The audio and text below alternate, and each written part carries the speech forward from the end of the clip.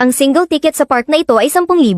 Ngunit mahigit 20,000 turista pa rin ang dumadayo araw-araw. May pag-asa sa mga mata ng bawat turista. Pagkatapos ipaliwanag ng guide sa harap ng viewing deck, hinawakan lang niya ang hawakan. Isang babaeng peteng ang dahan-daang ibinaba bilang pagkain.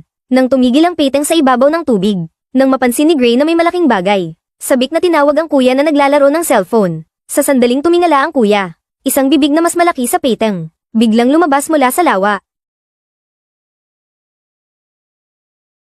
Kahit nabasa ng biglang pagtalsik ng tubig, ang mga cellphone na binili ng mga turista, nalunod pa rin sila sa pagkamangha. Bago pa sila makabawi, bigla na lang bumaba ang viewing deck.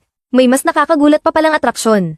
Nang bumaba ang viewing deck, ang napakalaking nilalang kanina, nakita ng buo ng mga tao. Umabot sa sukdulan ng pagkamangha ng mga turista. Sa gitna ng palakpakan, ang sinaunang nilalang na tinatawag na Mosasaurus, kinain ang kalahating bahagi ng peteng. Mayroon itong 88 ngipin.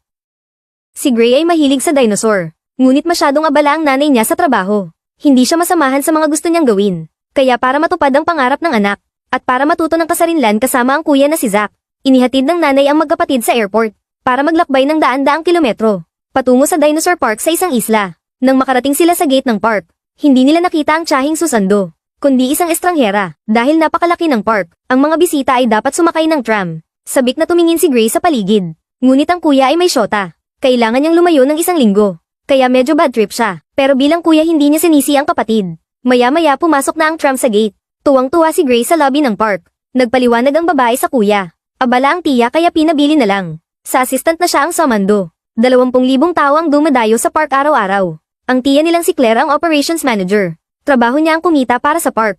Ngunit simula nang matuklasan 20 taon ang nakalipas. Ang pagbuhay sa nawalang species. Hindi na gaanong nagugulat ang mga tao sa dinosaur. Parang elepante na lang sa zoo. Gusto ng tao ng mas malalaking dinosaur. Kaya para makakuha ng investor, ipinaliwanag niya ang kinabukasan ng park.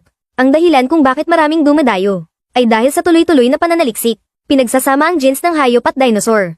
Ang Indominus Rex ang unang GMO sa park. Mas malaki at matindi sa tunay na T-Rex. At ngayon ang unang araw ng Indominus Rex. Naglilibot ang magkapatid sa park.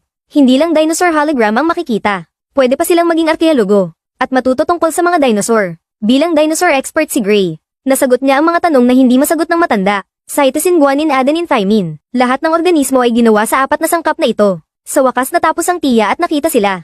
7 taon na silang hindi nagkikita. Para bumawi sa pagmamahal na kulang. Ginamit ng tiya ang kanyang posisyon. Binigyan ng magkapatid ng VIP access. Bukas daw ipapakita sa kanila. Mga lugar na hindi nakikita ng normal na turista. Ngunit abala pa siya. Masyadong maraming turista sa isla. Kailangan niyang bantayan ang bawat dinosaur sa monitor. At tiyakin na lahat ng problema ay nalulutas. Narinig sa announcer.